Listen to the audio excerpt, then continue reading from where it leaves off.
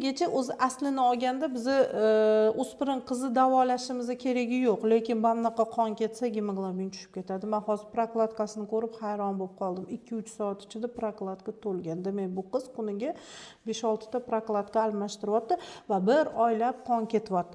Mana shunaqa holatda biz hozir to'liq matkani Doppler qilamiz. İçlari tozamikin, ichida hech qanaqa hosillar yo'qmikin, shuni tekshiramiz.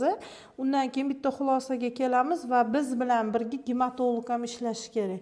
Qonni suyuq quyuqligi, trombositlarning nisbati bizga kerak. Buni imkonamiydimi? Xo'p, baribir bitta gematolog bilan ham ishlaymiz. Ana undan keyin bitta xulosaga kelamiz. Bir oylab qon to'xtamayapti bu qizdan. Uni davolashimiz kerak. Lekin hamma yog'iga ahamiyat berib chiqdim. Bironta joyda ko'karishlar men ko'rganim yo'q. Endi gematologik aniq bitta-ikkita kasallar bor. O'shanda ham mana shunaqa holatlar kuzatiladi. Tortmayapti-yu.